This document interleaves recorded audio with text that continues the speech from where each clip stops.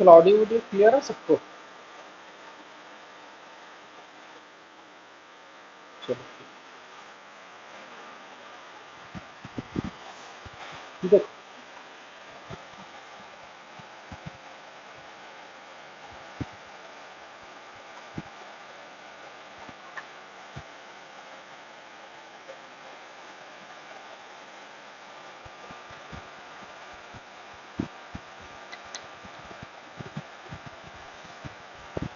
देखो, अभी हम लोग मेन इसके बारे में पढ़ेंगे। E is equal to minus D phi by D. अच्छा, D phi by D T क्या बताता? बताओ, जो तुम्हारा D phi by D T है वो क्या बताता? हाँ, रेट। हाँ, rate of change of flux है ना। और ये माइनस साइन क्या बताता है? ये वाला बताओ। याद करो, लेंस लॉ क्या बोला था कि कभी भी फ्लक्स टाइम के साथ चेंज होता हो, कभी भी, तो जो लूप है उस इफेक्ट को क्या करता है, हेल्प करता है कि अपोज करता है? अपोज करता है। तो ये जो माइनस है ना, वो अपोज का साइन है। ये याद रखना। वो माइनस साइन ऐसा मत करना कि घटता है, वो माइनस ये बता रहा है कि जो भी चेंज ऑफ फ्लक्स है, माइनस का मतलब वो अपोज कर रहा है। ठीक है, ये चीज याद रखना। अब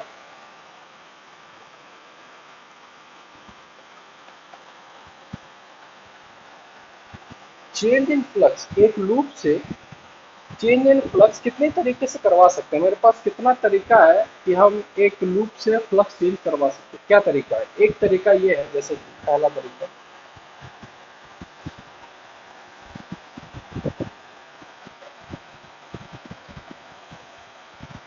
ठीक है, पहला तरीका क्या है?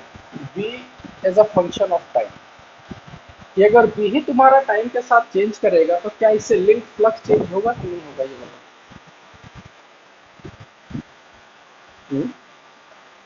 क्या जी? अगर इस क्लोज लूप से तुम्हारा मैग्नेटिक फील्ड ही अगर टाइम के साथ चेंज करे, तो जाहिर सी बात है इससे फ्लक्स चेंज होगा। सेकंड,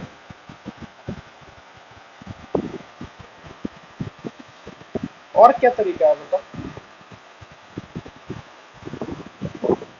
और कैसे हम चेंज कर सकते हैं, बताओ जी। कोई और तरीका है जिससे फ्लक्स चेंज किया जा सके? दूसरा तरीका देखो।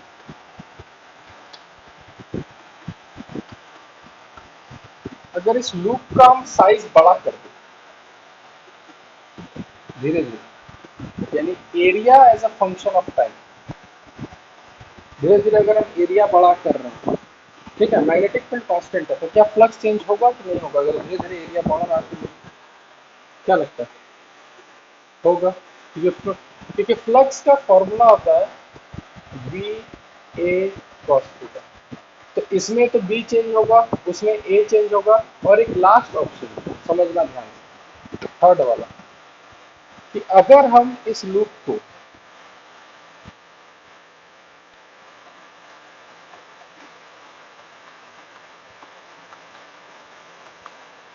घुमा दें, इस लूप को अगर हम घुमा दें कितने से, ओमेगा से मान के चलो, तो क्या इस लूप के घूमने से फ्लक्स चेंज होगा क्या? क्या बोलते हो? चेंज होगा। तो इस केस में क्या चीज चेंज हो रहा है? जैसे इसमें मैग्नेटिक फील्ड चेंज हो रहा है, इसमें एरिया चेंज हो रहा है, इसके घूमने से क्या चेंज हो रहा है? Theta, theta as a function, ठीक है।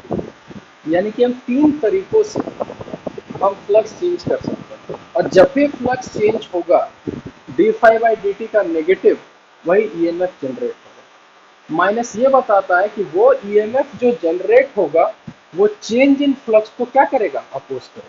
ये सारा उतार लो, ये तरीका, एक तरीका, दो तरीका, तीन तरीका, यानी क्वेश्चन में हमको आइडेंटिफाई करना है कि कौन सा तरीके से फ्लक्स चेंज हो रहा है, ठीक है। इसको उतारो पहले।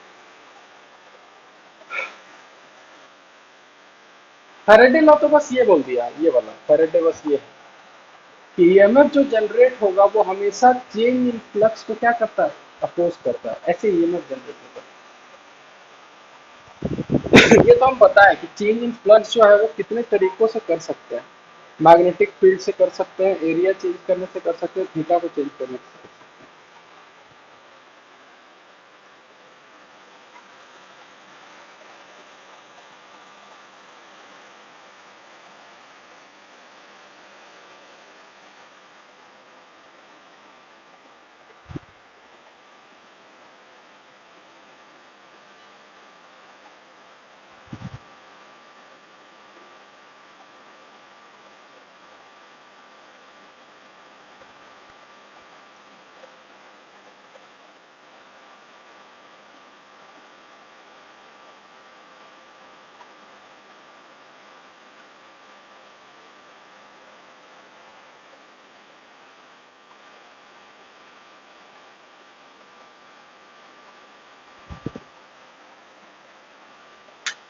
उतार ली सब कुछ।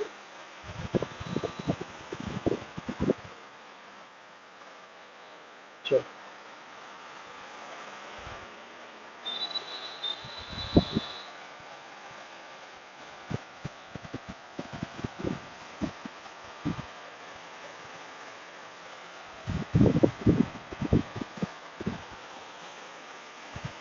समझना ठीक है क्वेश्चन को अच्छे से।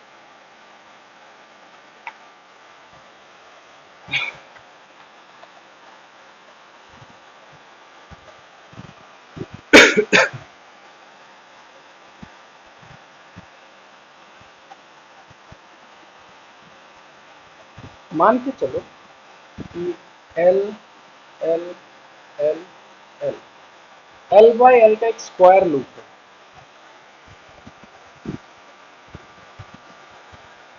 और यहां से 2L डिस्टेंस तक, ठीक है, मैग्नेटिक फील्ड है इनसाइड,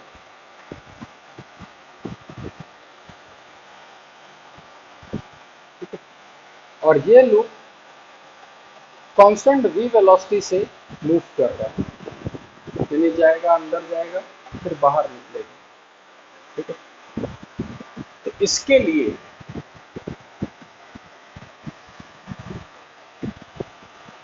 दो ग्राफ, अच्छा जब ये ऐसे मूव करेगा तो क्या उस क्लोज लूप से फ्लक्स चेंज होगा या नहीं होगा? क्या लगता है?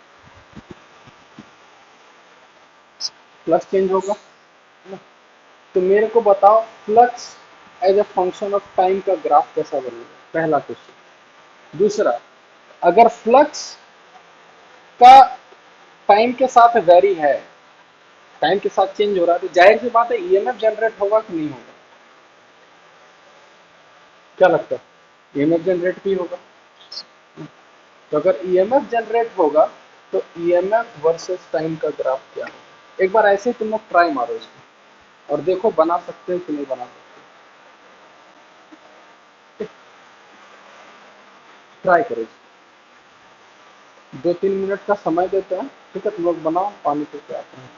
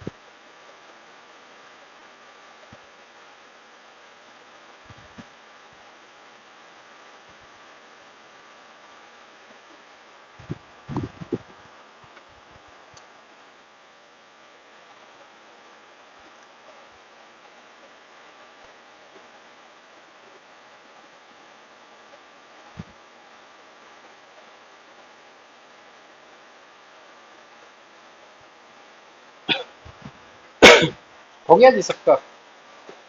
कुछ बना? देखो इधर देखो, हम समझाते हैं। सबको आवाज आ रहा है ना? देखो तो, देखो ध्यान से। तो मान के चलते हैं कि किसी भी टी टाइम में ये जो तुम्हारा स्क्वायर लूप है वो कुछ अंदर जाएगा। मान के चलो कितना अंदर गया? एक्स। तो बताओ तुम v स्पीड से t टाइम में कितना अंदर जाएगा? x को क्या लिख सकते हैं?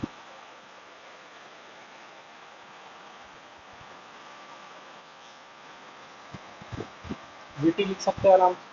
देखिए v स्पीड से अगर जा रहा है लूप तो t टाइम में कितना अंदर जाएगा? vt अंदर जाएगा, तो x is equal to vt हो गया। अब मेरे को बताओ कि अगर यही लूप हल्का सा अंदर गया है तो फ्लक्स पूरे लूप में जा रहा है कि बस इतना सा शेडेड रीजन में जा रहा है? बताओ। शेडेड में जाएगा।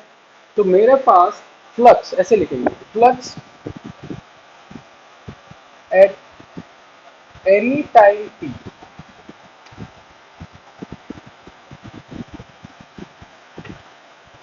क्या लिखेंगे, तो इसका मैग्नेटिक फील्ड तो बी है इनटू एरिया।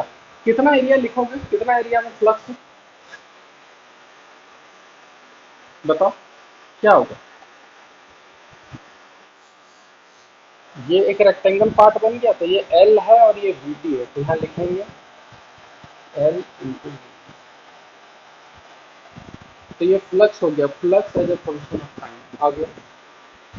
अच्छा, जैसे जैसे ये अंदर जाते जाएगा फ्लक्स बढ़ता जाएगा कि घटता जाएगा, ये बताओ। बढ़ता जाएगा, क्योंकि हाँ एरिया बढ़ता जा रहा है, बढ़ता जा रहा है, बढ़ता जा रहा है। एक समय ऐसा आएगा जब ये पूरा लूप अंदर आ जाएगा, पूरा, उसके बाद धीरे धीरे मूव करेगा, तो उस केस में फ्लक्स मतलब कि वेरी करेगा कि उसके बाद कांस्टेंट हो जाएगा। अच्छे से सोच समझिए, जब तक अंदर मूव करेगा तब तक कांस्टेंट रहेगा, फिर जब इस पोजीशन में पहुंच जाएगा, फिर उसके बाद बाहर जाएगा, तो फ्लक्स बढ़ेगा कि घटेगा, क्या होगा, घटेगा ना। और कैसे बढ़ रहा है कैसे घट रहा है, देखो तो यहाँ फ्लक्स और टाइम के बीच डायरेक्टली प्रोपोर्शनल है, इनवर्सली प्रोपोर्शनल है, क्या है, डायरेक्टली प्रोपोर्शनल, यानी यानी कि ये स्ट्रेट लाइन जाएगा कुछ, और कुछ टाइम के बाद बोल सकते हैं फ्लक्स कांस्टेंट हो जाएगा, हाँ या ना। और फिर क्या होगा, वो डिक्रीज होगा। ये ग्राफ सबको समझ में आया, देखो तो बढ़िया से, ठीक है। और वो हम टाइम भी बता सकते हैं कि कितना टाइम तक बढ़ेगा, कितना टाइम तक कांस्टेंट रहेगा और कितना टाइम तक जीरो हो जाएगा, क्या ये तो बताओ। जब तक वो एल डिस्टेंस घुसेगा तब तक बढ़ता रहेगा कि नहीं बढ़ता रहेगा, ये बताओ, बोल सकते हैं। तो एल डिस्टेंस जाने में कितना समय लग जाएगा, तो इसको टाइम लिख सकते हैं एल बाई वी, हाँ या ना। तो एल बाई वी में यहां तक आ गया, ठीक है, और एल बाई वी में यहां तक आएगा, देखो तो, हाँ या ना, ठीक है। तो यहाँ तो, तो बोल सकते हैं 12 एल बाई वी से लेकर 12 बाई वी तक फ्लक्स कांस्टेंट रहेगा, यहाँ के बाद 12 वी तक फ्लक्स कांस्टेंट रहेगा। उसके बाद और एल अगर चलेगा तो उस 12 बाई वी के बाद और एल बाई वी अगर चला तो फ्लक्स बढ़ेगा कि घटेगा, क्या होगा, घटेगा। तो यहाँ यहाँ लिख दिया डी एल बाई, ठीक है। अब देखो कितना आसान चीज है, ठीक है। इसको थोड़ा ऊपर बना, ईएमएफ वर्सेस टाइम, इसी को खींच देते हैं। अब हमको सिंपल पता है कि जो ईएमएफ होता है वो minus d phi by D t होता है। तो अगर ये फाई टी ग्राफ है तो d phi by D t बोल सकते हैं इसका स्लोप होगा, है ना, हो सकता है। और ई जो होता है वो minus of d phi by D T है, इसका मतलब इसका स्लोप, ये वाला स्लोप पॉजिटिव है कि नेगेटिव है, ये बताओ। ये वाला स्लोप पॉजिटिव है और उसके आगे एक नेगेटिव लगा रहता है, इसका मतलब क्या यहां से लेकर यहां तक ईएमएफ नेगेटिव में कुछ ऐसा होगा, हाँ या ना। फिर से बता रहा हूं, ई का वैल्यू होता है minus of d phi by D,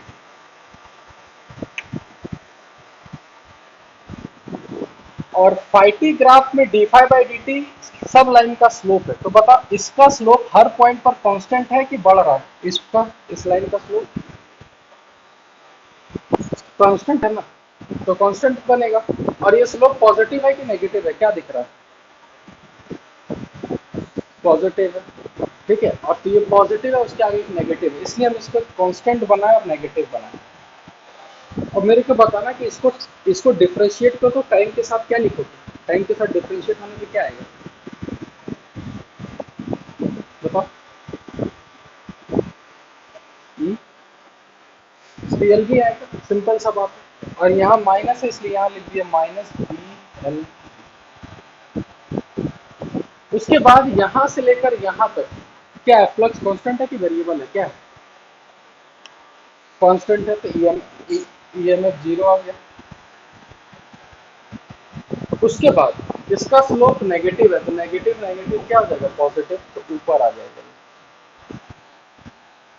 अच्छा एक मिनट, ठीक है। तो ये वाला जो होगा ये हो जाएगा डीएल। ठीक है, एक बार फिर से समझा रहा है, ध्यान से समझो। जब ये फ्लक्स वर्सेस टाइम का ग्राफ तुम्हारा ऐसा बना, पहले इंक्रीजिंग बना, फिर कांस्टेंट और फिर डिक्रीजिंग, ठीक है। उसके बाद जब हम इसका ईएमएफ वर्सेस टाइम बनाएंगे तो यहाँ सिंपल साफ साफ पता चल रहा है कि फ्लक्स वर्सेस टाइम से ईएमएफ कैसे बना सकते हैं। तो मेरे पास एक रिलेशन है, EMF is equal to minus d phi by d. और फाइटी ग्राफ में d phi by D T क्या है, इसका स्लोप है, सिंपल सा भाषा में। ठीक है, अब इसका स्लोप देखना है तो ये पॉजिटिव है, तो पॉजिटिव उसके आगे एक लगाए नेगेटिव, इसलिए नेगेटिव बना, क्योंकि इसका स्लोप देखो कांस्टेंट, तो कांस्टेंट में नेगेटिव चला गया। इसका स्लोप तुम्हारा पैरेलल है, यानी कि ये स्लोप इसका जीरो है, ये जीरो हो गया। इसका स्लोप नेगेटिव है, तो नेगेटिव नेगेटिव क्या हो गया पॉजिटिव। ये सबको समझ में आया, ये ग्राफ देखो तो बढ़िया से, ये तुम्हारा एनसीईआरटी में देखना दिया हुआ। हाँ एल बाई वी देखो, सबसे पहले ये धीरे धीरे धीरे धीरे धीरे धीरे एंटर करेगा, तो इसको पूरा एंटर करने में बोल सकते हैं एल डिस्टेंस चलना होगा वी स्पीड से, हाँ या ना। तो टाइम कितना लग जाएगा एल बाई वी, तो जीरो से लेकर एल बाई वी तक इसका फ्लक्स बढ़ता रहेगा बढ़ता रहेगा बढ़ता रहेगा। जब एल बाई वी पूरा एल अंदर आ जाएगा, उसके बाद ये और एल जब तक चलेगा तब तक फ्लक्स कांस्टेंट रहेगा। तो एल बाई वी पहले से था और एल चलेगा, क्योंकि टोटल डिस्टेंस 2l, तो एल चला, तो टोटल तुम्हारा हो गया एल बाई वी, तो एल बाई वी पहले से ही टाइम था और एल बाई वी, तो टोटल कितना हो गया 2l बाई वी टाइम। उसके बाद पूरा बाहर निकलने में फिर इसको एल चलना है, तो और टाइम लगेगा एल बाई वी, तो 2l बाई वी में और एल बाई वी ऐड करेंगे तो कितना हो गया 3l बाई वी। समझे, देखना ये वाला तुम्हारा एनसीईआरटी में दिया हुआ, ये पूरा फिगर बना हुआ है अच्छे से, अगर देखोगे कभी। ठीक है, इसको बढ़िया से उतार लो अच्छे से समझ के, ठीक है। और यहाँ लिख लेना E M F is equal to minus of d phi by D t is equal to minus, जब इसको डिफ्रेंशिएट करोगे तो यहाँ आ जाएगा डी एल बी, टाइम पे कितना हो जाएगा बन।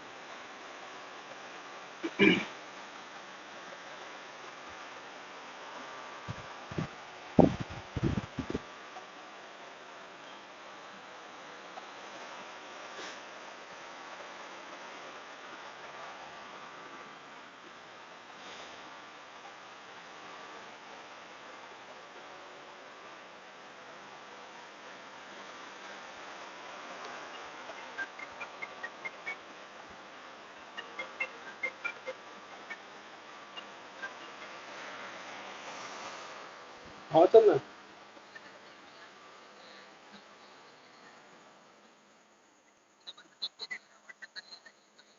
अच्छा ठीक है, हम और एक नंबर भेजते हैं, ठीक है, उससे बात कर।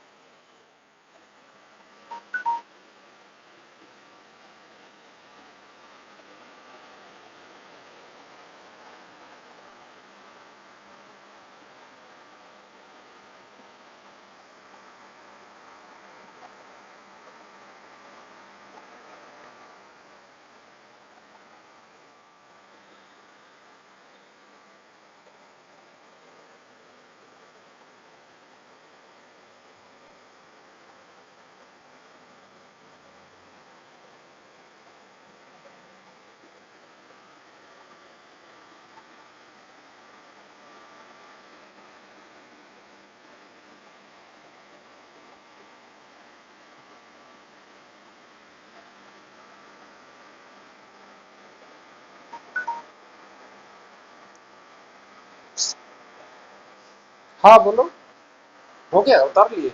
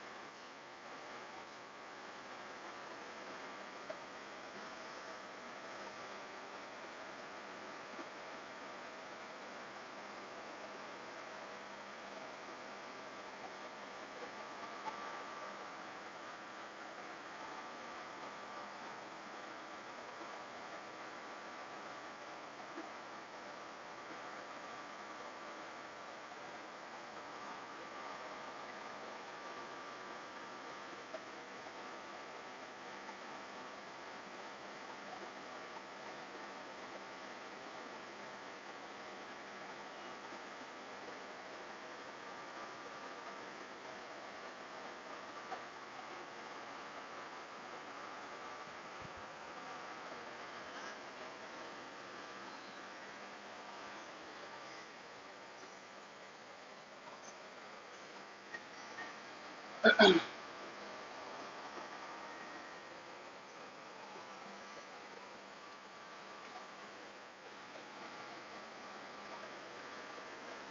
एक और व्हाट्सएप देख लेना जब देखो।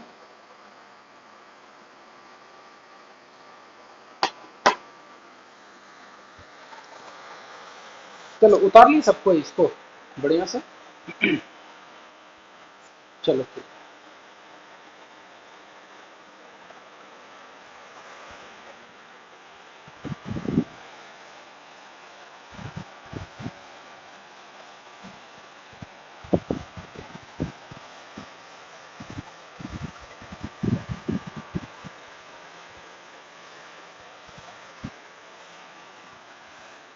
ठीक है, अब देखो इस पे क्वेश्चन, एक तो ये वाला हो गया, और इस पे क्वेश्चन कैसे आता है समझना ध्यान से। ठीक है, जैसे कि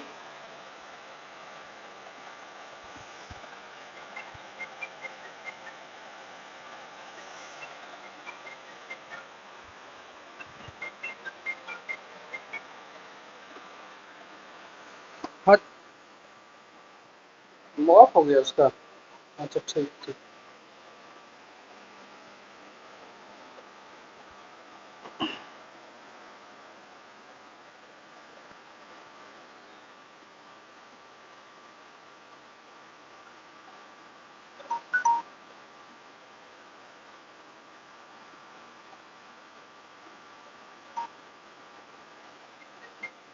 हेलो, हाँ हाँ हाँ, नया एक और नंबर भेज रहा है। ठीक है।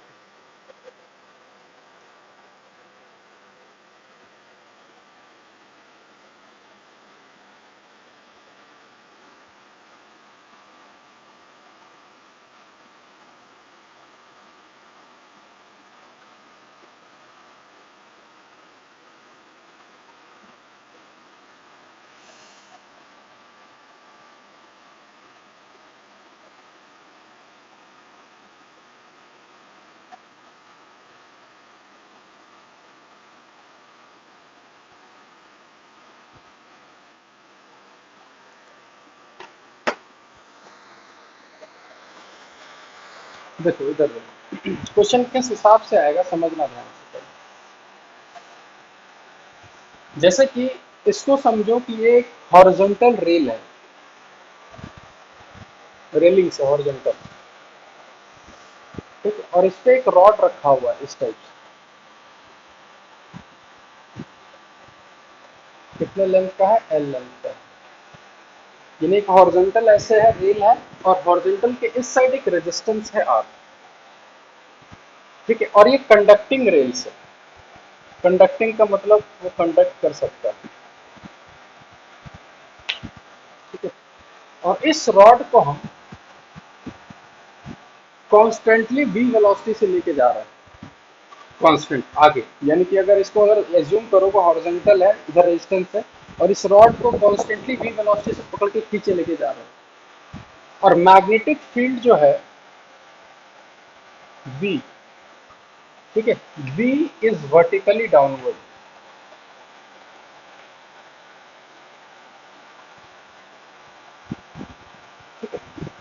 ये चीज देयर था। ठीक है, क्या लगता है इसको देख के क्या होने वाला है? अगर उस रॉड को खींचे जा रहा है, बी जो है वर्टिकली डाउनवर्ड है, क्या हो सकता है जरा बताना। तो बता सकते हो सोच के अच्छे से कि क्या हो सकता है?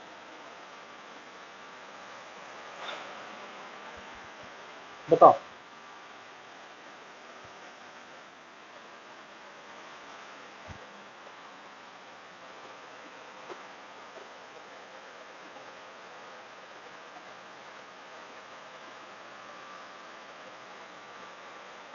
आवाज आ रहा है सबको मेरा? हेलो, तो इसमें बताओ क्या होगा? किसी को कोई आइडिया लग रहा है कि इसमें क्या हो सकता है? देखो, देखो हम समझाते हैं बढ़िया से। देखो, एक तो हम यहाँ से ये देख सकते हैं कि एक रॉड है। ठीक है, रॉड का v वेलोसिटी इधर है, और मैग्नेटिक फील्ड वर्टिकली डाउनवर्ड है। तो क्या ये रॉड, याद करो मोशनल ईएमएफ एक टॉपिक पढ़ा था, याद है कि एक रॉड को अगर हम v वेलोसिटी से लेके जाएंगे तो वो एक बैटरी का काम करेगा, याद है सबको? ठीक है, तो उसी कंसेप्ट को यहाँ पर देखो, इसी से क्वेश्चन बना हुआ है कि अगर उस रॉड को हम v वेलोसिटी से लेके जा रहे हैं और मैग्नेटिक फील्ड वर्टिकली डाउनवर्ड है, सबसे पहले ये बताओ क्या इसमें चार्ज सेपरेशन होगा या नहीं होगा?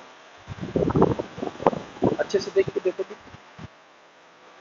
होगा। देखो, ये रॉड अगर ऐसे है तो अगर इसका वेलोसिटी आगे है और मैग्नेटिक फील्ड नीचे है तो v क्रॉस p पॉजिटिव इधर भागेगा, नेगेटिव इधर भागेगा, यानी कि ये एज अ बैटरी का काम करेगा। कुछ बैटरी ऐसा होगा, ये बैटरी पॉजिटिव टर्मिनल उधर, नेगेटिव टर्मिनल इधर, होगा या नहीं होगा? देखो, और इसका जो ईएमएफ है उसको हम आराम से लिख सकते हैं बी एल बी, कोई दिक्कत नहीं। कुछ नहीं है, सिंपल सा चीज है। देखो, एक रॉड है, मैग्नेटिक फील्ड वर्टिकली डाउनवर्ड, और रॉड v वेलोसिटी से जा रहा है हॉरिजॉन्टल, और मैग्नेटिक फील्ड वर्टिकली डाउनवर्ड है, तो v क्रॉस b पॉजिटिव उधर जाएगा, नेगेटिव इधर जाएगा, यानी यही एक बैटरी का फॉर्म में आ जाएगा, जो इमोशनल ईएमएफ हम लोग पढ़े हैं। और ये पूरा जो है कंडक्टिंग रेल्स है, पूरा का पूरा, यानी इसके जगह ये बैटरी रख के देखो, तो क्या बोल सकते हैं कि अगर यही बैटरी यहाँ होगा तो क्या बोल सकते हैं यहाँ से करंट फ्लो होना स्टार्ट होगा, सिर्फ यहीं तक, इसके उधर नहीं जाएगा क्योंकि ये सब कनेक्टेड नहीं है आगे जाके। तो क्या बोल सकते हैं इसमें करंट फ्लो होना स्टार्ट हो जाएगा, हाँ या ना? करंट फ्लो होना स्टार्ट होगा। अब वो करंट कितना फ्लो होगा उसको बोल सकते हैं कि टोटल ईएमएफ ई है, डिवाइडेड बाय इसका रेजिस्टेंस आर, प्लस हो सके इस रॉड का भी इंटरनल रेजिस्टेंस है। क्या इस रॉड का हो सकता है कि नहीं हो सकता है? इस कंडक्टिंग वायर का भी हो सकता है। तो अभी लिखा हुआ है कंडक्टिंग रेल्स का जो रेजिस्टेंस है वो जीरो है, कोई रेजिस्टेंस नहीं है, ठीक है। लेकिन जो तुम्हारा रॉड है, रॉड का रेजिस्टेंस कितना है? आर। तो क्या बोल सकते हैं कि जो टोटल करंट होगा वो आर प्लस आर होगा, ठीक है। अब समझना ध्यान से कि अब होगा क्या, ये जो आई हो गया E divided by R plus R, और ई का वैल्यू है B L B divided by R plus R, यानी कि यहाँ एक मतलब क्या हो गया, बहुत अच्छा चीज हो गया। क्या हो गया कि अगर हम एक रॉड को ऐसे रखें और उसको वी वेलोसिटी से हम अगर दौड़ाते आगे लेके जा रहे हैं वी वेलोसिटी से, ठीक है, तो हो क्या रहा है, यहाँ करंट जनरेट हो रहा है। वो करंट कितना है? B L B by R, R plus. तो एक क्यों ना ऐसा हम कर दे, ध्यान से समझना, क्यों ना हम ऐसा कुछ कर दे कि इस v वेलोसिटी को छोड़ दिए और इधर करंट मिल रहा है, कितना मस्त, यानी एक बार उसको धक्का मार के छोड़ दिए और इधर करंट मिलते जा रहा है। तो ये तो मतलब फिर बहुत बेनिफिट का बात हो गया कि एक बार उसको v वेलोसिटी दे दो तो करंट हमको जिंदगी भर मिलता रहेगा। क्या ऐसा पॉसिबल है कि एक बार उसको धक्का मार दिए और हमको करंट मिलता ही जाएगा हमेशा? क्या फ्रिक्शन विक्शन कुछ नहीं है, एकदम स्मूथ है, यह लिख लो स्मूथ। यानी कि एक बार बस वी वेलोसिटी देना है और छोड़ देना है, फिर आराम से बैठे रहना है घर में, आराम से करंट आता रहेगा। किसका मैग्नीट्यूड?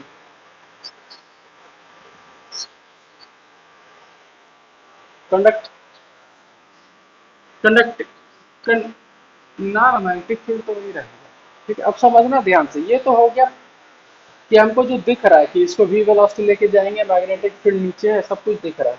लेकिन ऐसा नहीं है कि हम एक बार, देखिए यहाँ तो फिर एनर्जी कंजर्वेशन का फिर तो बात ही खत्म हो गया कि एक बार रेल को धक्का मार दिए उसके बाद हमको यहाँ घर बैठे बिजली मिल रहा है, ऐसा कभी नहीं हो सकता। ये कुछ ना कुछ यहाँ लूप होल है, और वो क्या लूप होल है ध्यान से समझना, ठीक है।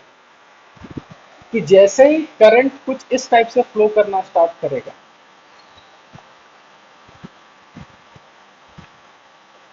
ठीक है। अब समझो कि एक यहाँ एक नया कंसेप्ट और आ गया। क्या बोल सकते हैं कि एक तुम्हारा करंट कैरिंग वायर है और मैग्नेटिक फील्ड भी है, तो अगर एक current carrying wire magnetic field में होता है तो उस पर क्या लगता है? फोर्स। फोर्स और रॉड, यानी कि अब रॉड पर एक फोर्स लगना स्टार्ट होगा, और डायरेक्शन किधर होगा जरा बता सकते हो अच्छे से सोच समझ कर, किधर होगा डायरेक्शन?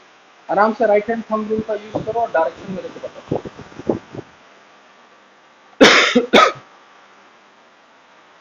बोलो। इनवर्ट। अच्छे से। हाँ हाँ। अरे सिंपल सा चीज है जी, रॉड इस सबको, सब तुम्हारा हॉरिजॉन्टल सरफेस पे हो रहा है, तो करंट उस तरफ जा रहा है, यानी आई उधर है और बी नीचे है, तो याद करो आई क्रॉस बी, तो फोर्स पीछे के डायरेक्शन में लगेगा ना। ध्यान से देखो, करके देखो। आ रहा है सबका? आया या नहीं आया अभी तक? अगर ये तुम्हारा रॉड है, हॉरिजॉन्टल रॉड है, करंट उस डायरेक्शन में जा रहा है, आई उधर है और बी नीचे है, तो आई क्रॉस बी, फोर्स पीछे के डायरेक्शन में होगा ना। देखो, यानी फोर्स पीछे के डायरेक्शन में लगना स्टार्ट हो जाएगा। हाँ या ना? देखो तो। ठीक है, तो ये फोर्स हो जाएगा। और याद करो फोर्स का फॉर्मूला क्या था? सब याद रखो, ऐसे नहीं काम चलेगा। B I L sine theta. भैया थीटा का वैल्यू कितना होगा? 90 डिग्री होगा। ठीक है, तो फोर्स का वैल्यू हो गया बी आई, ये फोर्स। यानी कि यहाँ चीज क्या है कि ऐसा, कि अगर इसको हमको अगर एक बार धक्का मार के छोड़ दिए, तो जाहिर सी बात है करंट मिलेगा, B L B by R plus R. लेकिन धक्का मार के छोड़ने के बाद ये क्या रॉड कांस्टेंट बी से चलता ही जाएगा कि धीरे धीरे फोर्स पीछे लग के उसको रोकेगा भी? क्या होगा? रोकेगा फोर्स। अब जैसे अब समझना कहानी है, इसके बाद और इंटरेस्टिंग चीज, कि जैसे जैसे ये रॉड धीरे होते जाएगा, v का वैल्यू बढ़ेगा कि घटेगा? क्या होगा? घटेगा। तो v अगर घटेगा तो क्या करंट भी घटना स्टार्ट होगा?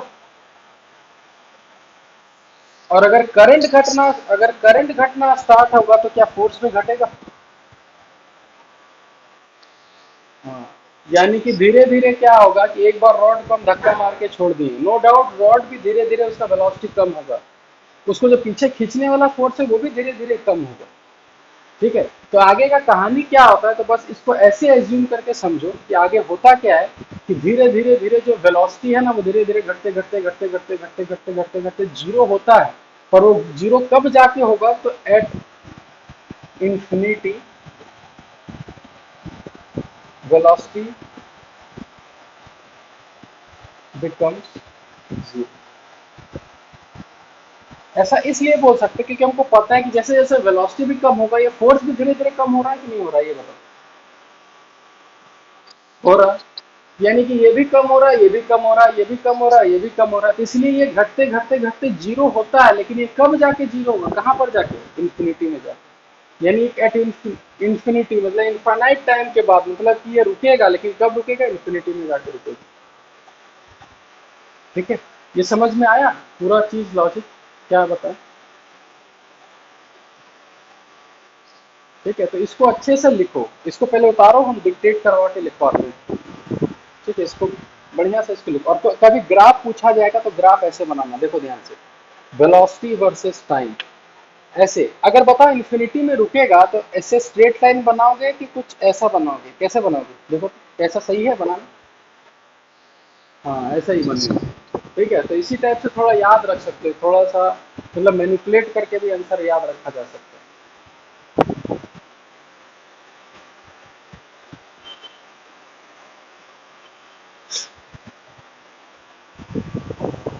इसको उतारो, फिर हम डिक्टेट करवा के लिखवाते हैं पूरा कुछ।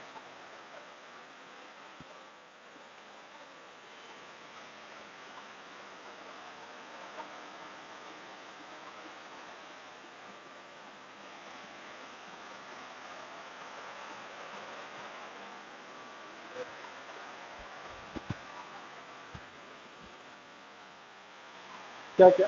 ये टॉपिक नहीं, क्वेश्चन से रिलेटेड है।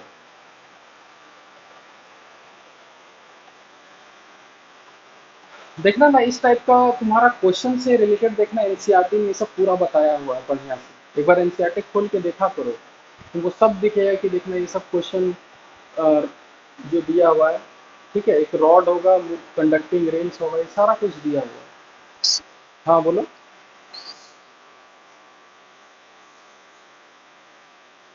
हाँ करंट मिलता रहेगा, नो डाउट, लेकिन करंट धीरे धीरे घटता भी रहेगा। हाँ वैल्यू घटता रहेगा तुमको हाँ पूरा इन्फिनिटी जाते जाते जब वो पूरा रुक जाएगा तो वेलोसिटी जीरो तो करंट जीरो, करंट जीरो तो फोर्स जीरो। पर वो रुकते रुकते उसको इनफाइनाइट टाइम लग जाएगा, ये वो चीज बता रहे हैं।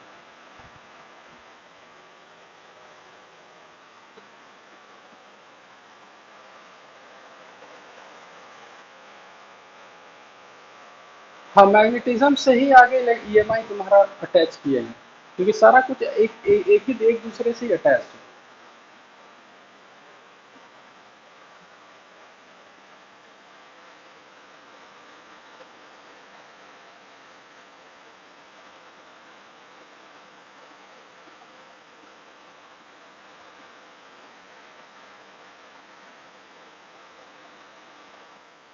हो गया।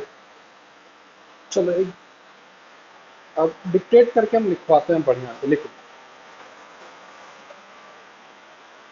लिखो when rod starts to move, लिखो when rod starts to move,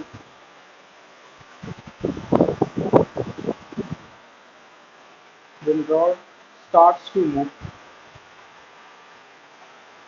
अच्छा अच्छा, ये चीज और बताओ कि अगर हमको कांस्टेंट करंट चाहिए, कांस्टेंट करंट, तो हमको क्या कांस्टेंट बना के रखना होगा? वेलोसिटी। अब मेरे को बताओ कि अगर हमको वेलोसिटी कांस्टेंट में रखना होगा तो क्या हमको एक्सटर्नल फोर्स हमेशा इधर खींचते रहना होगा कि नहीं रहना होगा? रहना होगा। और वो कितना फोर्स कांस्टेंट खींचते रहना होगा, तो क्या बोल सकते हैं इतना ही फोर्स कांस्टेंट से खींचते रहना होगा, V I L sine theta से। तो इसका मतलब अब हम बोल सकते हैं कि हाँ अब एनर्जी कंजर्व है, तुम इधर से भी फोर्स लगाते रहो, तुम्हारा एनर्जी जाएगा और वही एनर्जी तुमको यहाँ करंट के रूप में मिलेगा। समझ में आया कि नहीं आया? ठीक है। और इसको देखो हम प्रूव भी कर देंगे। कैसे प्रूव कर देंगे, देखो ध्यान से यहाँ हम इसमें यहाँ प्रूव भी कर देते हैं। ठीक है। तो अगर हम इधर एक फोर्स लगाएं, यही वाला फोर्स, तो क्या हम एक पावर डिलीवर करेंगे? Force into velocity. याद करो फॉर्मूला, पावर का फॉर्मूला याद है? Force into velocity, F V cos theta, याद है? तो हम कितना, हमको तो इतना ही फोर्स लगाना होगा, तो हम लिखेंगे B I L, force into velocity.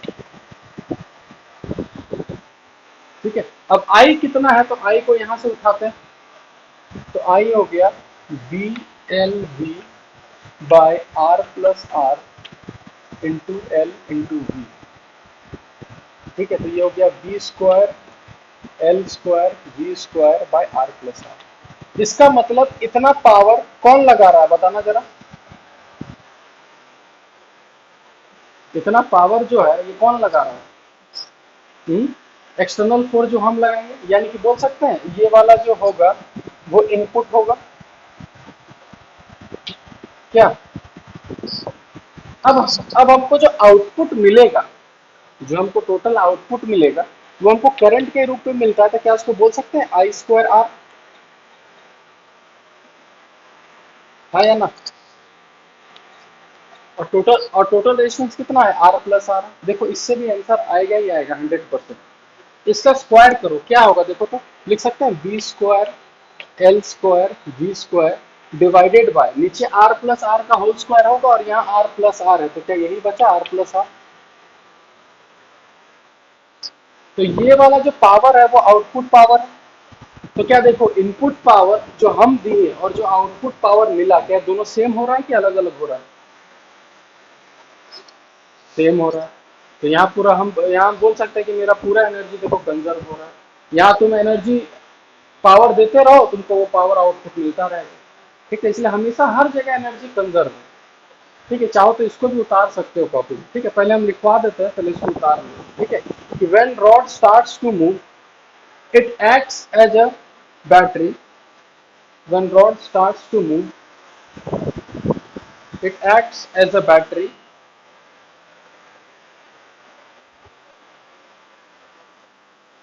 it acts as a battery, and current starts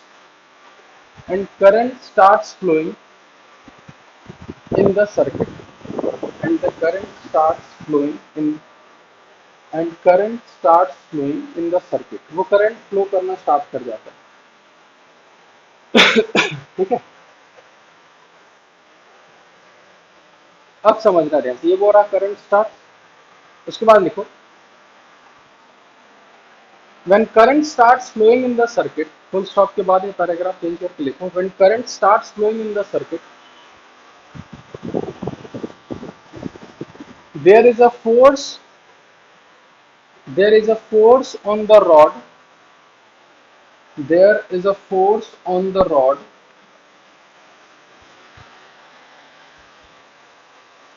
opposite to the direction of velocity, opposite to the direction of velocity,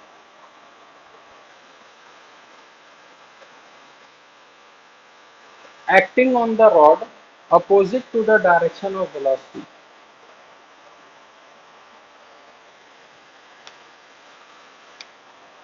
There is a force acting on the rod opposite to the direction of velocity. ठीक है, यहां तक लिखे सब कोई? आगे लिखो। ठीक है, due to action of this force, लिखो due to action of this force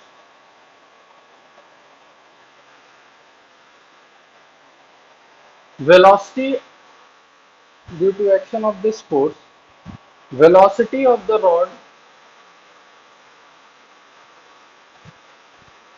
velocity of the rod decreases,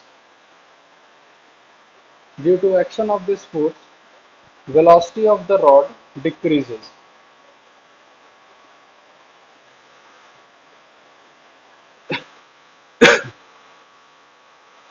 ठीक है, उसके बाद लिखो as velocity decreases, as velocity decreases current in the circuit also decreases, as velocity decreases current in the circuit also decreases.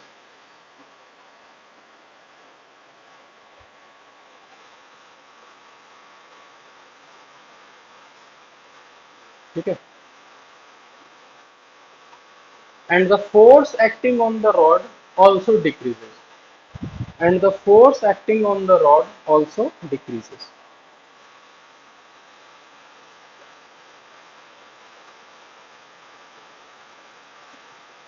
ठीक है, velocity घटा, current घटा, current घटने से फिर फोर्स भी घटा, ये सारा कुछ लिखा भी है। ठीक है, उसके बाद लिखो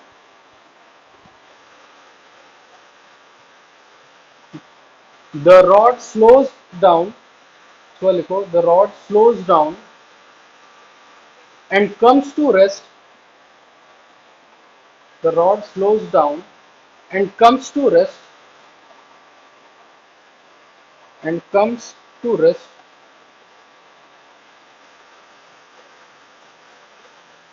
after a long interval of time, bracket में लिखना infinite, after a long interval of time, bracket में लिखना इनफाइनाइट।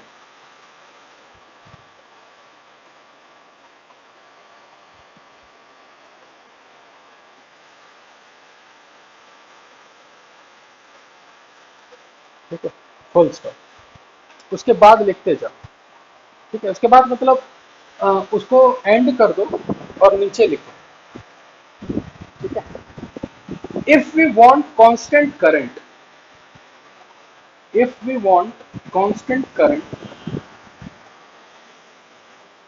अगर आपको कांस्टेंट करंट चाहिए तो क्या आपको एक्सटर्नल फोर्स लगाना होगा कि नहीं लगाना होगा?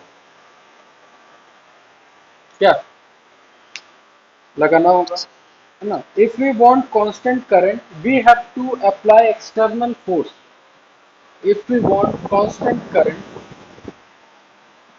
we have to apply constant force, और वो फोर्स का वैल्यू लिख लेना बी आई एल, यही फोर्स लगाना होगा, जितना फोर्स पीछे खींचेगा उतना ही फोर्स आगे लगाना होगा, तभी हमको कांस्टेंट वेलोसिटी से जाएगा।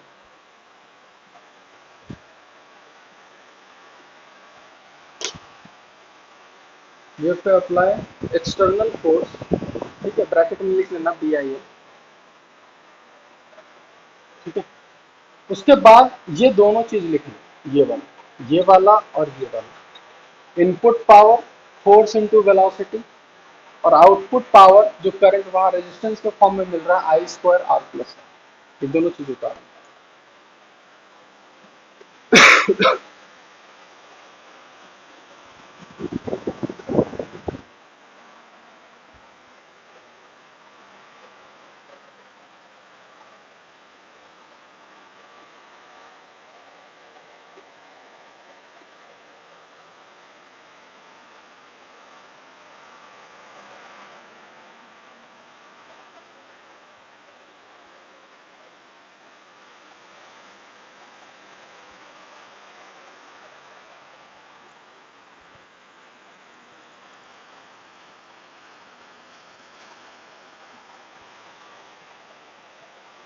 उतार लिए सब कुछ?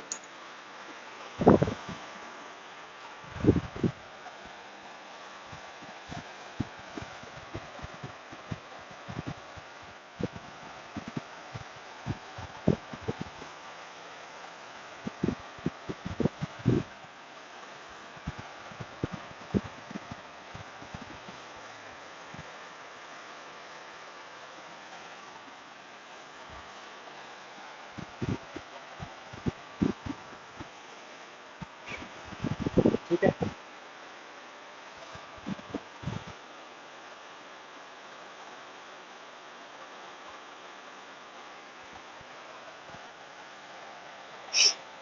इसमें और एक और टॉपिक है तुम्हारा, इंड्यूस्ड इलेक्ट्रिक फील्ड। स्कूल में कराया क्या ये वाला?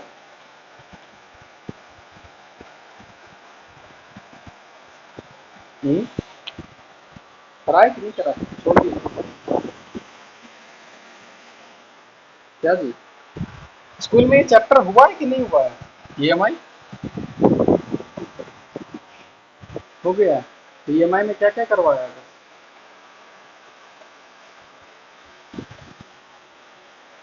ठीक है, देखो एक काम करते हैं, इंड्यूस इलेक्ट्रिक फील्ड तो पूरा नहीं हो पाएगा। एक काम करते हैं, तब तक हम ये वाला टॉपिक करवा देते हैं साइक्लोटोन, ठीक है। अच्छा, ये साइक्लोटोन है क्या, बताना जरा, क्या है ये? हम्म, तो बता सकते हो? बोलो जी।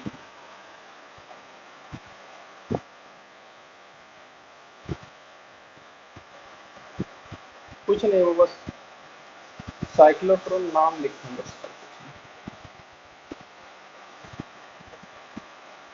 देखो, इसको हम समझाते हैं कि ये है क्या चीज। ये एक डिवाइस है, पहला चीज। हाँ, हाँ, हाँ, एक डिवाइस है जो चार्ज पार्टिकल को एक्सेलरेट करता है, एक्सेलरेट टू हाई वेलोसिटी, बहुत हाई वेलोसिटी तक एक्सेलरेट करता है। और इसका काम कैसे है वो समझना ध्यान से, ठीक है।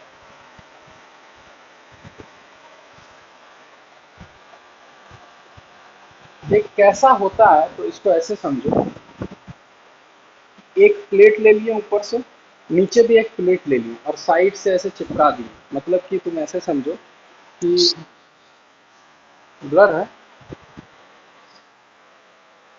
नहीं तो यहाँ का तो ठीक है।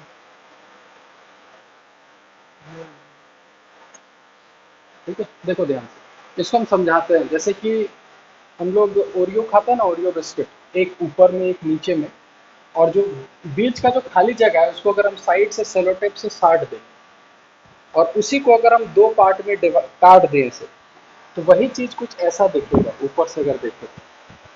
यानी कि जब काटने के बाद उस ओरियो बिस्किट के अंदर अगर क्रीम निकाल दिया जाए तो वहां एक स्पेस होगा या नहीं होगा? ध्यान से थोड़ा विजुलाइज करो खाली चीज को, कि अगर दो ओरियो बिस्किट को नीचे के अंदर का क्रीम अगर हटा दें, दो ओरियो बिस्कुट को ऐसे रख के थोड़ा सा जगह छोड़ के, और साइड से अगर हम सेलोटेप से साट दें और उसको कट कर दें, तो कट करने के बाद उसके अंदर में एक जगह होगा कि नहीं होगा, सर्कुलर जगह, जहाँ कोई मूव कर सके।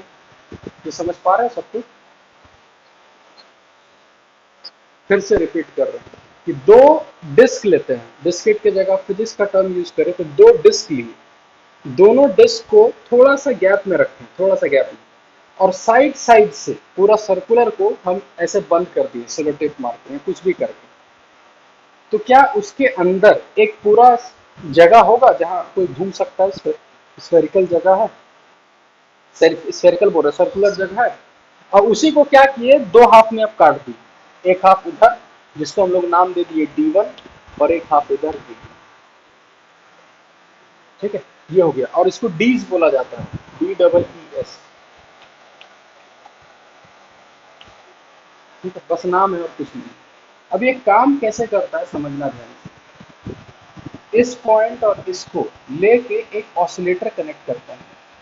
सबका यहाँ एक ना कुछ काम है। ऑसिलेटर का काम है ऑसिलेट करते रहना। ऑसिलेट क्या करवाएगा? ये ऑसिलेट क्या ऑसिलेट करवाता है? ये जो ऑसिलेटर है क्या ऑसिलेट करवाता है? बताओ तो क्या ऑसिलेट करवाता है? ठीक है, तो समझना ध्यान से हम बता रहे हैं। ये ऑसिलेटर जो है, ऑसिलेट क्या करवाता है? पोलैरिटी ऑसिलेट करवाता है। एक बार इसको पॉजिटिव बनाता है, इसको नेगेटिव, यानी हाई वोल्टेज या लो वोल्टेज, ऐसे समझना, प्लस ये माइनस। फिर ऑसिलेट कर दिया, ये प्लस ये माइनस, फिर ये प्लस ये माइनस। काम समझ में आया ऑसिलेटर का? और इसको हाई फ्रीक्वेंसी ऑसिलेटर बोला जाता है। और क्यों बोला जाता है हाई फ्रीक्वेंसी ऑसिलेटर, ये भी बताएंगे। ठीक है, तो सबसे पहले समझते हैं ध्यान से कि एक अगर यहाँ हम प्लस क्यू चार्ज लिए, जो रेस्ट पे रखा हुआ था, यहाँ पर एकदम सेंटर पे एक प्लस क्यू चार्ज वहां जनरेट की, वहां प्लस क्यू चार्ज है। ठीक है, तो मान के चलो कि D1 पॉजिटिव है और D2 नेगेटिव है। ठीक है, D1 तुम्हारा पॉजिटिव है अभी और ये नेगेटिव है। ठीक है, तो ये जो खाली जगह छोड़ा गया था, ये इसलिए छोड़ा गया था कि जब ये वाला पूरा पॉजिटिव होगा, ये वाला पूरा नेगेटिव होगा, तो क्या यहाँ पर एक इलेक्ट्रिक फील्ड सेटअप होगा D1 से D2 तक? हाँ या ना? इसलिए ये जगह छोड़ा गया। अब उतने जगह में अगर इलेक्ट्रिक फील्ड है तो ये क्यू नॉट यहाँ रुका रहेगा कि इलेक्ट्रिक फील्ड इसको एक्सेलरेट करवाएगा? क्या होगा? रुका रहेगा। आवाज आ रहा है सबको जी? ठीक है, देखो देखो, तो आराम से समझते जाओ ना कि ये क्यू नॉट यहाँ रुका नहीं रहेगा। ये इलेक्ट्रिक फील्ड के चलते, ड्यू टू इलेक्ट्रिक फील्ड, कहाँ इलेक्ट्रिक फील्ड? तो इस चैम्बर में D1 और D2 के बीच में, due to electric field between D1 and D2। ठीक है, चार्ज गेन्स सम वेलोसिटी, कुछ वेलोसिटी गेन करता है। ठीक है, यहां से यहां तक। अब क्या होता है समझना, ये चीज को अगर हम पूरा हॉरिजॉन्टल रख के देखें और ऐसे मैग्नेटिक फील्ड है, तो क्या मैग्नेटिक फील्ड को हम ऐसे क्रॉस रिप्रेजेंट कर सकते हैं कि नहीं कर सकते? देखो, हाँ या ना? क्या जी? जैसे कि अगर इस बीस को दोनों को अगर हम ऐसे रखें, हॉरिजॉन्टल रखे हैं, और मैग्नेटिक फील्ड ऐसे अंदर जा रहा है, तो क्या अंदर जा रहा है तो इसको ऐसे बना सकते हैं बोर्ड पर, ये अंदर जा रहा है, वो बता रहा है। ठीक है, अब समझना ध्यान से कि जैसे इसके पास कुछ वेलोसिटी आया और ये D2 के अंदर घुसा, तो V इधर है और B अंदर है, तो क्या ये सीधा जाएगा या पाथ कुछ चेंज करेगा अपना? कैसा होगा? और कैसा पाथ बनाएगा? कैसा पाथ बनाएगा? सर्कुलर। और सर्कुलर से अच्छा है बोल सकते हैं कि सेमी सर्कुलर बनाएगा, V क्रॉस B, कुछ ऐसा बनाएगा, ऐसे घूम जाएगा। हाँ या ना? जिसका रेडियस बनेगा, याद करो formula, mv divided by qb, अगर याद है सब कुछ। इसका रेडियस mv बाई qb होगा। ठीक है, जैसे घूमा। अब समझना ध्यान से, और जिसका टाइम पीरियड भी अगर तुमको याद है, तो आधे का होता था पाई एम बाई क्यूबी, टोटल होता था 2 पाई एम बाई क्यूबी, और आधे का होता था पाई एम बाई क्यूबी। यही टाइम समझना ध्यान से, यही टाइम, अच्छा क्या टाइम वेलोसिटी पे डिपेंड कर रहा है, देखो तो। नहीं, वो तो टाइम एकदम कांस्टेंट होगा, pi constant, M constant, Q P, वही टाइम को 1/t यानी फ्रीक्वेंसी बोल सकते हैं, यही वाला फ्रीक्वेंसी इसको अलॉट कर देते हैं। और जैसे ये फ्रीक्वेंसी इस पे अलॉट किया, इसको पता चल जाएगा कि इतनी फ्रीक्वेंसी में ऑसिलेट करना है, यानी जैसे ये घूम के यहाँ तक पहुंचा, ऑसिलेटर ऑसिलेट कर गया। यानी कि जब ऑसिलेटर ऑसिलेट कर गया तो इसका मतलब ये पहला, उसके बाद सेकंड में क्या होगा, D1 तुम्हारा नेगेटिव हो जाएगा और D2 तुम्हारा पॉजिटिव हो जाएगा। तो उसके बाद क्या इलेक्ट्रिक फील्ड का वही डायरेक्शन रहेगा कि इलेक्ट्रिक फील्ड का डायरेक्शन रिवर्स हो जाएगा, क्या होगा, रिवर्स हो जाएगा। ठीक है, तो direction of electric field is reverse. तो अगर बताओ इलेक्ट्रिक फील्ड रिवर्स हो गया, तो इसका जो ये वेलोसिटी से सीधा जाएगा, उसका और वेलोसिटी बढ़ाएगा कि घटाएगा, क्या, जैसे अच्छा यहां से लेकर यहां तक इसका जो स्पीड है वो कांस्टेंट रहने वाला है कि चेंज करने वाला है, जब ये गोल घूमेगा उस समय तो कांस्टेंट रहेगा, क्योंकि मैग्नेटिक फील्ड स्पीड ना घटाता है ना बढ़ाता है, वो बस घुमाता है कि नहीं। लेकिन इस रीजन में यहां से लेकर यहां तक इलेक्ट्रिक फील्ड जो है उसका स्पीड बढ़ाएगा कि घटाएगा, क्या करेगा,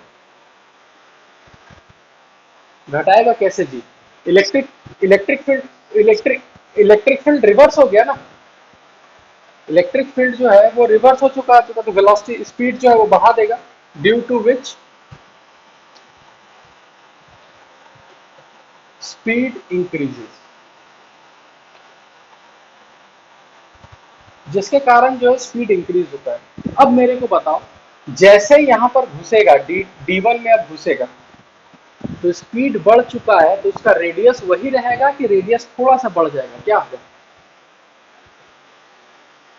थोड़ा सा बढ़ेगा, यानी कि ये भी घूमेगा लेकिन थोड़ा सा बढ़ जाएगा।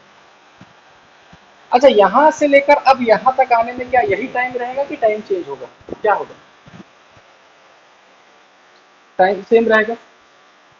तो उसी समय फिर जैसे यहाँ पर पहुंचा, ये फिर ऑसिलेट मारा, फिर ऑसिलेट मारेगा तो क्या फिर से स्पीड बढ़ेगा, क्योंकि इलेक्ट्रिक फील्ड फिर अपना डायरेक्शन रिवर्स कर चुका है।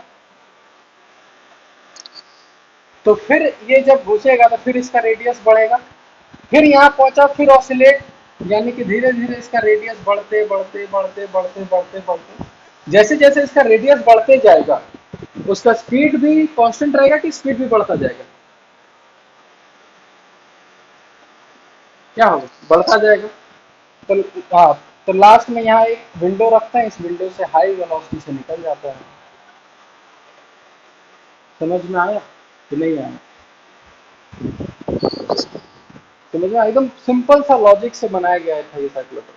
तो अगर कोई बोले कि इस डीज के अंदर स्पीड बढ़ता है या कांस्टेंट रहता है, तो आंसर क्या दोगे,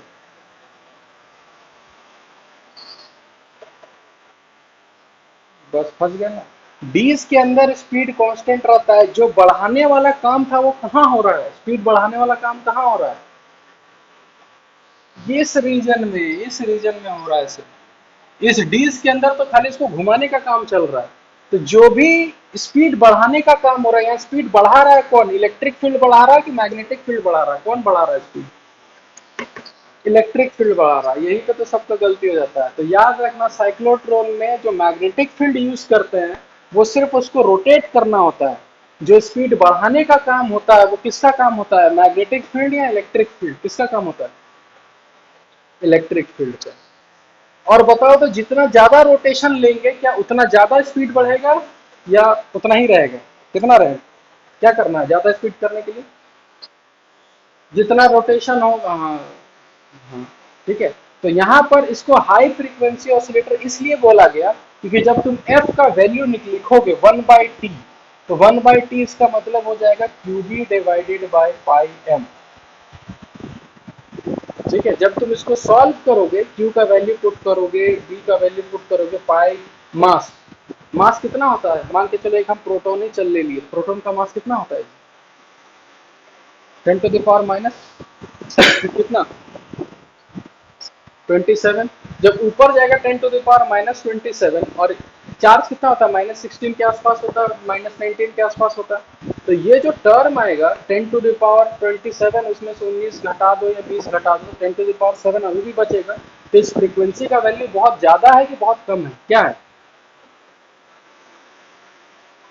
बहुत ज्यादा है, इसीलिए इसको बोला जाता है हाई फ्रीक्वेंसी ऑसिलेटर। ठीक है।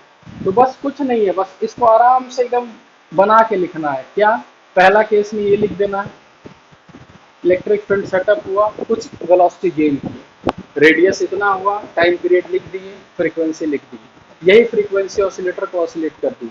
फिर उसके बाद और लिखना है कि जब ये एक सेमी सर्कल कंप्लीट करेगा, ये ऑसिलेटर ऑसिलेट करेगा, ये रहा, तो उसके बाद क्या क्या चीज बदलेगा, तो इलेक्ट्रिक फील्ड का डायरेक्शन रिवर्स हो जाएगा। जब इलेक्ट्रिक फील्ड का डायरेक्शन रिवर्स हो जाएगा तो उसका स्पीड है वहीं पर इंक्रीज होगा, फिर मैग्नेटिक फील्ड उसको घुमाएगा, टाइम पीरियड वही रहने वाला है। क्यों, और यहाँ इंपॉर्टेंट चीज क्या आता है कि टाइम पीरियड को यही रखा गया क्योंकि टाइम पीरियड स्पीड से कोई लेना देना नहीं है, तो उसका स्पीड कम हो चाहे ज्यादा हो, टाइम पीरियड वही रहेगा। ठीक है, इसको उतारो पहले अच्छे से साइक्लोटोन को। 2πm कब होता है, पूरा घूमने में। हमको इसको पूरा घुमा के करना है कि आधे घुमाने के बाद ही उसको ऑसिलेट करवाना है, बताओ। आधा, तो इसीलिए टाइम कितना रखे, πm/2।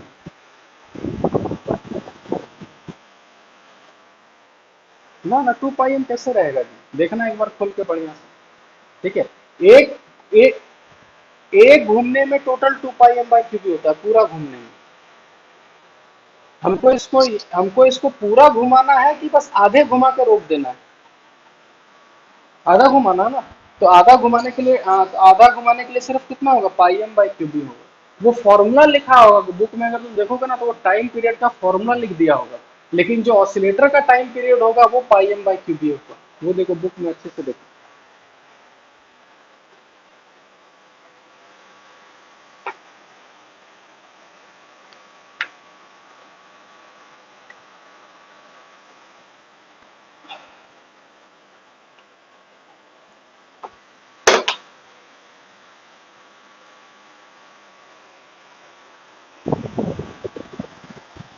देखा बुक में, देखो अच्छे से कि ऑसिलेटर का टाइम पीरियड कितना लिखा है, वो πm/क्यूबी लिखा है, 2πm/क्यूबी लिखा है, देखो ना।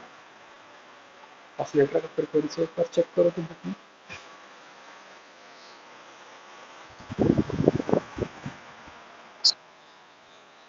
πm/क्यूबी लिखा होगा ना, हाँ वही होगा। क्योंकि फॉर्मूला होता है 2πm/क्यूबी, लेकिन वो टोटल टाइम पीरियड होता है। हमको यहाँ टोटल टाइम से मतलब ही नहीं, हमको सिर्फ आधा घुमाना है, तो इसलिए πm/क्यूबी टाइम लिखा। क्या क्या क्या, हाँ वही से बोल रहे, पीरियड ऑफ रिवोल्यूशन 2πm/क्यूबी है, पर हमको पूरा घुमाना ही नहीं है, हमको सिर्फ आधा घुमाना है, तो इसलिए वहां πm/क्यूबी लिखे। ठीक है, तो साइक्लोट्रॉन का हाँ, इससे सिर्फ थ्योरी आता है, और क्वेश्चन जो आ सकता है, जैसे क्वेश्चन कैसे पूछा जाएगा, पूरा लिखा रहेगा, जैसे बुक पढ़ना उसमें लिखा रहेगा कंस्ट्रक्शन कैसे डीज को बनाया गया, फिर उसका वर्किंग वर्किंग ये रहा। ठीक है, उसमें फॉर्मूलाज क्या यूज हुआ, ये रहा। तो कभी इसमें क्वेश्चन कैसा आएगा पता है, साइक्लोट्रॉन तो एक थ्योरी ही है, तो या तो बोल देगा कि उसका पूरा कंस्ट्रक्शन बताओ, ठीक है, और उस पर बोल देगा कि उसका अगर दे देगा चार्ज इतना, इसकी मास इतना है, तो बताओ उसका फ्रीक्वेंसी कितना होगा, तो फ्रीक्वेंसी वाला फॉर्मूला याद रखना है, ऐसे ही क्वेश्चन आता है। हाँ, लिमिटेशन, उस बुक में देखना लिमिटेशंस भी लिखा होगा, क्या लिमिटेशंस हो सकता है, बताओ।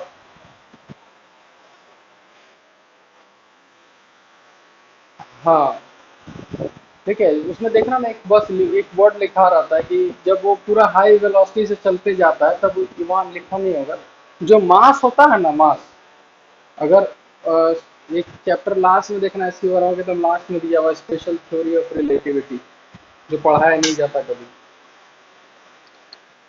आइंस्टाइन का। वो बात करता है कि अगर हम लोग किसी दिन सब लाइट का स्पीड से चलना, मतलब स्टार्ट कर दें, सब कुछ अगर लाइट की स्पीड में अगर ट्रैवल करना स्टार्ट कर दें, तो हम लोग जितना डायनेमिक्स पढ़े हैं टोटल सब कुछ फेल है वहां पर।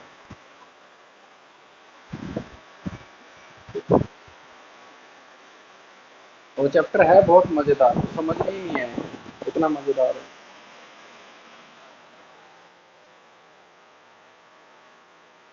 हाँ, हाँ वो देखना ना, उसमें एनसीईआरटी में सब कुछ लिखा होगा, वो पूरा फुल्ली थ्योरेटिकल है वो चीज, उसमें क्वेश्चंस कभी पूछा ही नहीं जाएगा उसमें, वो थ्योरेटिकल। एक बार एनसीईआरटी एक बार घुमा लेना, एक बार बढ़िया से देख लेना।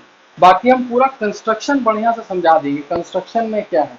कोई पूछे कि मैग्नेटिक फील्ड क्या करता है इसमें और इलेक्ट्रिक फील्ड क्या करता है, तो मैग्नेटिक फील्ड सिर्फ घुमाएगा, और जो स्पीड बढ़ाने वाला काम है वो इलेक्ट्रिक फील्ड का काम है।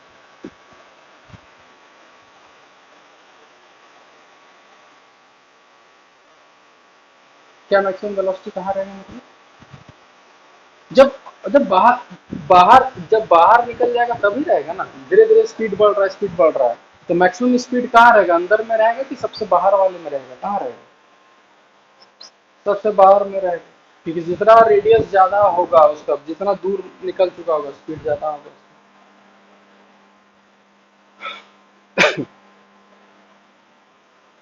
ठीक है, ये साइक्लोट्रॉन हम बता दिए। ठीक है, कल क्लास है हम लोग का क्या? कल संडे है ना?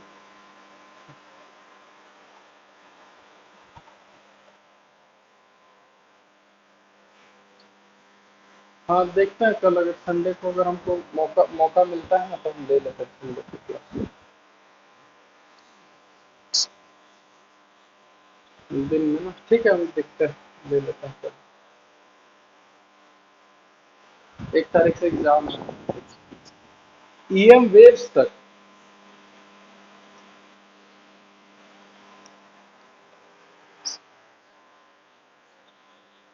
एसी तो हम खत्म करवा देंगे, एसी। एसी तुम्हारा 1 तारीख से है ना? हाँ तो एसी, एसी तक हम देखो, EM wave fully theoretical chapter है, उसको ट्राई करना तुम लोग खुद से पढ़ने का, हम बता दे रहे हैं तरीका। बाकी इधर जो भी चीजों, देखो साइक्लोट्रॉन छूटा हुआ था इसको करवा दिए, ठीक है। एक तुम्हारा ड्रिफ्ट वेलोसिटी वाला पार्ट है वो करवा दिए, टोरॉइड एक छोटा सा चीज है, उसको भी करा देंगे, उसको भी 5 मिनट मेरे को लगेगा, ठीक है। तो वो चीज करवा देंगे हम। ठीक है, बाकी अभी इसमें एक और टॉपिक हम लोग का छूटा हुआ है, ठीक है। इसमें इंड्यूस्ड इलेक्ट्रिक फील्ड करके एक टॉपिक छूटा हुआ है, वो करेंगे। उसके बाद इंडक्टर पढ़ना है यहाँ, ठीक है, म्यूचुअल इंडक्टेंस ये सब पढ़ना है। देखते हैं जितना हो सके करवाते हैं। क्या क्या? हाँ, एक अर्थ मैग्नेटिज्म। ठीक है, अर्थ मैग्नेटिज्म एक क्लास लग जाएगा पूरा, क्योंकि उसको समझाना, उसमें बहुत चीज़ है, उसमें तुम्हारा मैग्नेटिक मेरिडियन है, और भी बहुत सारा टर्म्स है उसमें। उसमें तुम्हारा अर्थ हॉरिजॉन्टल में। हाँ वही स्कूल का वही। हम्म। अर्थ मैग्नेटिक फील्ड तो किसी को, मतलब अगर उसको अच्छे से नहीं पढ़ोगे ना, तुमको कभी जिंदगी में समझ में नहीं आएगा कि किधर तुम्हारा डिप है, किधर अर्थ, मतलब क्या इंक्लिनेशन है, कुछ समझ में नहीं आएगा, उसको क्लास में रखना पड़ेगा। ठीक है, उसको हम समझा देंगे बढ़िया तरीके से, उसको समझा। ठीक है, इतना इतना उतार लिए ना। ठीक है, आज इतना ही रखते हैं, कल देखते हैं, अगर हमको एक्स्ट्रा क्लास, अगर हमको टाइम मिलेगा हम ले लेंगे, ठीक है, दो दो 1.5 2 घंटे का। ठीक है, चलो इतना ही रखते हैं आज, हाँ? ठीक ठीक।